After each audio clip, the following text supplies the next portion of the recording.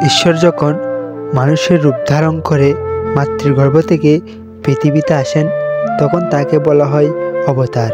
আবার যখন তিনি মানুষের মধ্যে প্রকট হন তখন তাকে বলা হয় মহাপুরুষ। হ্যাঁ, আজ জানাবো 19-20 শতাব্দীর অন্যতম শ্রেষ্ঠ একজন মহাপুরুষের কথা। হ্যাঁ, ঠিকই ধরেছেন, তিনি ত্রিলোক্য শ্রী শ্রী বাবা লোকনাথ ব্রহ্মচারী। তার জীবনীয় এবং তার সম্পর্কে খুঁটিনাটি সব বিষয় জানতে এই ভিডিওটি শেষ পর্যন্ত দেখুন। নমস্কার, আমি আপন, আপনারা দেখছেন ধর্মীয় কথা। যারা এই চ্যানেলটি সাবস্ক্রাইব করেছেন তাদেরকে ধন্যবাদ, আর যারা এখনই করেননি তারা সাবস্ক্রাইব করে পাশে থাকার বেল আইকনটি ক্লিক করুন। আমাদের এই চ্যানেলে ধর্মীয় সব তথ্য জানতে পারবেন, তাই চ্যানেলটি সাবস্ক্রাইব করে রাখুন।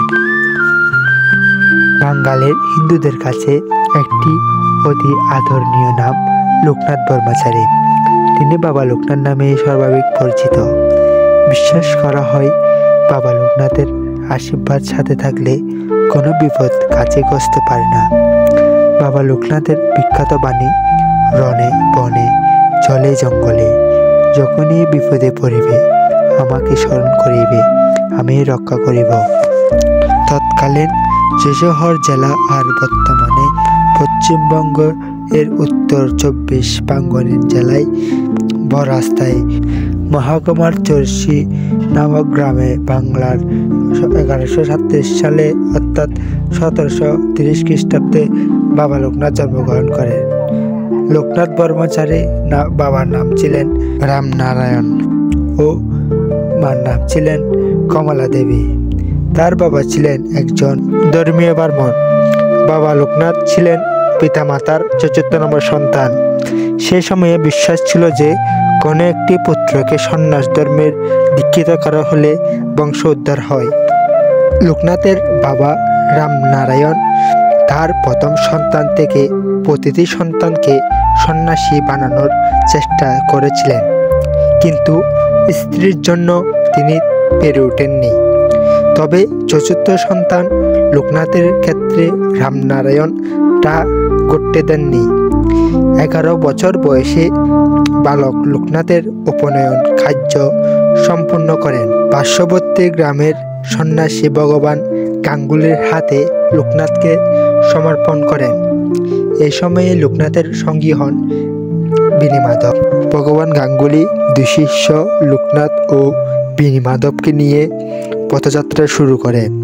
তারা বিভিন্ন গ্রাম, শহর, নদী, বন অতিক্রম করে প্রথমেই কালীঘাট এসে উপস্থিত হন এবং এখানে যোগ সাধনা শুরু করেন। গুরুর আদেশে বিভিন্ন যোগ সাধনা ও ব্রত পালন করে বাবা লোকনাথ ব্রহ্মজ্ঞান লাভ করেন। ব্রহ্মজ্ঞান লাভ করার পর বিভিন্ন দেশে ভ্রমণ করে আটলান্টিক মহাসাগর উপকূল পর্যন্ত গমন করেছিলেন। দিনে দিনে গুরুর বয়স 100 বছর হয়ে গেল, আর শিষ্যদের বয়স হয়ে গেল 50 বছর। ভগবান গাঙ্গুলি শিষ্য দুজনকে শ্রী ত্রৈলোক্য স্বামীর হাতে তুলে দিয়ে পরলোকে গমন করেন। এরপরে বিনিমাধবকে সঙ্গে করে আফগানিস্তান, আরব, মক্কা মদিনা, তুরস্ক, ইতালি, সুইজারল্যান্ড সহ চীন সহ বিভিন্ন দেশে ভ্রমণ করেন। এরপরে ভারতবর্ষে ফিরে আসেন। তারপরে তারা দুজনেই চন্দ্রনাথে আগমন করেন।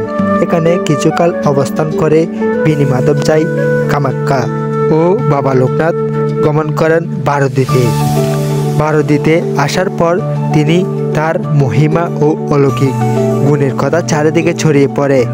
সে সময় থেকে তিনি ভারতের ব্রহ্মচারী হিসেবে পরিচিত পান। দূর দূরান্ত থেকে ভক্তগণ ভারতীতে এসে ভিড় জমাতে থাকেন। এভাবে বাবার আশ্রবাদ ভারতী তীর্থভূমি পরিণত হয়। ভারতীতে অবস্থানকালে বোয়ালের মহারাজা বাবার লোকনাথের একটি ছবি তুলেন। সেই ছবি প্রতিলিপি আজ আমাদের ঘরে ঘরে পূজা হয়। এভাবেই চলে এলো একদিন বাবা লোকনাথের মহাপনের দিন। সেই দিন ছিল 1297 সালের 19 জ্যৈষ্ঠ রবিবার। বাবা লোকনাথ নিজেই তার বোনের কথা জানিয়েছিল। এই কথা শুনে অসংখ্য ভক্ত ছুটে আসলো আশ্রম প্রাঙ্গণে। ভক্তের চোখে অশ্রু জ্বলছিল। আশ্রম মাতা বাবার জন্য শেষ বাল্যভোগ নিয়ে আসেন। বাল্যভোগ প্রসাদের পরিণতি হওয়ার পর ভক্তগণ আনন্দে চিত্রে প্রসাদ গ্রহণ করেন। প্রসাদ গ্রহণ পর্ব শেষ হলো। বাবা লোকনাথ মহাযোগে বসেন, আর এদিকে অশ্রুজল চোখে ভক্তরা অধীর আগ্রহে অপেক্ষা করে থাকেন কখন বাবার মহাযজ্ঞ ভাঙবে। দীর্ঘ প্রতীক্ষার পরেও মহাযজ্ঞ না ভাঙতে দেখে মিনিটটার দেহ স্পর্শ করা হলে দেহ মাটিতে পড়ে যায়। এভাবেই 160 বছর বয়সে বাবা লোকনাথ ব্রহ্মচারী দেহ ত্যাগ করে। ভক্তগণ উচ্চস্বরে কাঁদতে কাঁদতে বাবার দেহ মন্দির থেকে তুলে এনে বেলতলায় রাখেন। দেহে সৎকার্যের জন্য আনা হয় ঘি ও চন্দন কাঠ।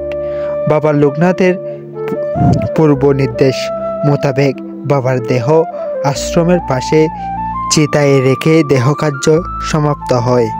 এভাবে বাবার লোকনাথের অনন্ত লোকের পথে যাত্রা করেন আর আমাদের জন্য রেখে গেলেন পুণ্য সমৃদ্ধি অসংখ্য অমর বাণী। কেমন লেগেছে আজকে আমাদের এই ধর্মীয় ভিডিওটি? ভালো লাগলে বন্ধুদের মাঝে শেয়ার করুন আর একটি লাইক করে আমাদেরকে উৎসাহিত করুন। ধন্যবাদ।